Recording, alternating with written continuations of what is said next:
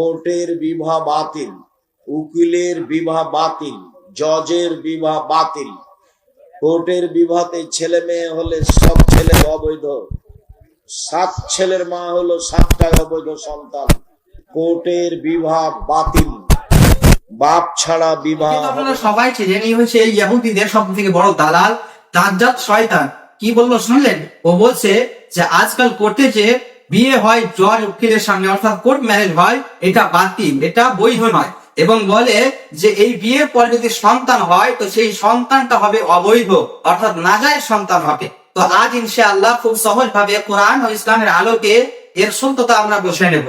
আসল মাসালা হচ্ছে, যদি কোনো প্রাপ্ত বয়স্ক বুদ্ধিমান ছেলে ও মেয়ে আদালতে গিয়ে বিয়ে করে এবং সেই বিয়ের সময় 2 জন মুসলিম পুরুষ সাক্ষী কিংবা 1 জন মুসলিম পুরুষ ও 2 জন মুসলিম নারী সাক্ষী উপস্থিত থাকেন এবং সেই সাক্ষীদের সামনে ছেলে ও মেয়ে ইজাব কবুল করে, অর্থাৎ প্রস্তাব গ্রহণের শব্দ উচ্চারণ করে, তাহলে সেই বিয়েটি শরীয়ত অনুযায়ী সঠিক ও বৈধভাবে সম্পূর্ণ হয়ে যাবে। বিয়ে আদালতে হোক, উকিলের সামনে হোক বা জজের সামনে হোক, বিয়ের সময় মা বাপ থাকুক চাহে না থাকুক, এই সবের উপরে বিয়ের বৈধতা নির্ভর করে না।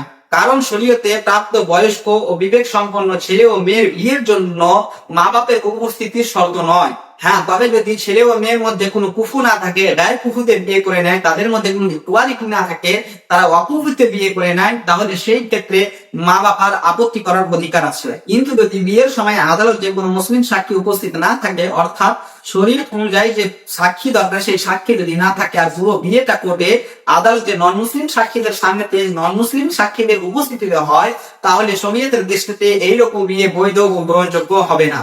যদিও বা আদালত সেই বিয়েকে বৈধ ও সঠিক বলে ঘোষণা করে দেয়। যেমন কি ফাতওয়ায়ে শামির খণ্ড নম্বর 4 পৃষ্ঠা নম্বর 97 এর মধ্যে আছে, ওয়া শুরিদা সামাউ কুল্লিম মিনাল আকিদাইনি লাফজাল আখার লিয়াতাহাক্কাকা রিদাহুমা ওয়া শুরিদা হুজুরু শাহিদাইনি। এর বাংলা অনুবাদ হচ্ছে, চুক্তিকারী উভয়ের অর্থাৎ ছেলে ও মেয়ে প্রত্যেকের জন্য অপর পক্ষের উচ্চারিত শব্দ শোনা শর্ত করা হয়েছে, যাতে উভয়ের রাজামান্দি নিশ্চিত হয়ে যায়, এবং 2 জন সাক্ষীর উপস্থিতিও শর্ত করা হয়েছে।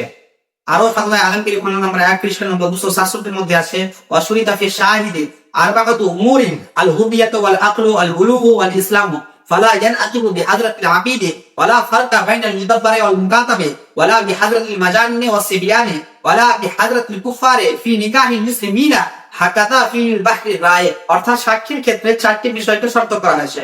প্রথম হচ্ছে স্বাধীন অর্থাৎ আজাদ হওয়া, দ্বিতীয় হচ্ছে সুস্থ মস্তিষ্ক অর্থাৎ আকিল হওয়া, তৃতীয় হচ্ছে প্রাপ্ত বয়স্ক অর্থাৎ বালিগ হওয়া, চতুর্থ হচ্ছে মুসলমান হওয়া। অতএব গোলামদের উপস্থিতিতে নিকাহ মুনাকিব হবে না।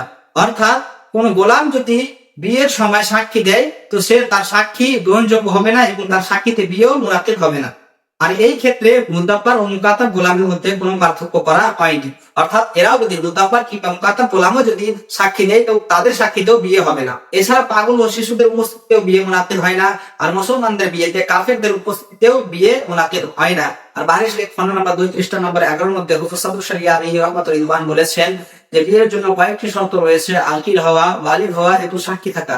আর যখন কোনো মুসলিম পুরুষের বিয়ে মুসলিম নারীর সঙ্গে হয় তখন সাক্ষীদেরও মুসলমান হওয়ার শর্ত রয়েছে।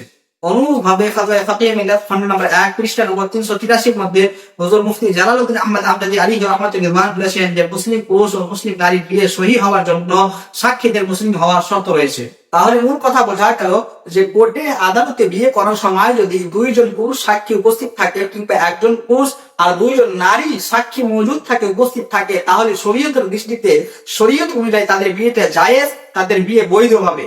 আসল সমস্যা হলো কিছু কিছু বক্তা এইরকম ইহুদিদের দালাল শয়তান ফিকহ না পড়ে কোর্ট ম্যারেজকে সব সময় নাজায়েজ ও হারাম বলে মানুষকে বিভ্রান্ত করছে। শেষ কথা হলো, দিন এইরকম ভাবে গুমরাহি ছড়িয়ে দালালি করে বক্তব্য দিয়ে বোঝা যায় না, দিন বোঝা যায় দলিল দিয়ে। আর যেই ব্যক্তি বিনা দলিলে কথা বলে শুধু আবেগে বক্তব্য দেয় সেই ব্যক্তি আলেম নয়, বরং সমাজের জন্য একটি বড় বিপদ। তাই সাধারণ মানুষের কাছে আমি অনুরোধ করবো যে এই ইহুদিদের দালাল, এই বড় শয়তান, এই দাজ্জালের বক্তব্য কোনোদিনই শ্রবণ করবেন না। এর বক্তব্য শোনা হচ্ছে হারাম। যদি কোনো জিনিস জানতেই হয় তো ইলম আলাদের কাছে, বড় বড় আলিমে দিন আছে তিনাদের কাছে জানবেন। আল্লাহ তাআলা আমাদেরকে সঠিক জিনিস জানা এবং শিক্ষা অর্জন করার তৌফিক দান করুক। আমিন ইয়া রাব্বাল আলামিন। আসসালামু আলাইকুম ওয়া রাহমাতুল্লাহি তাআলা ওয়া বারাকাতুহু।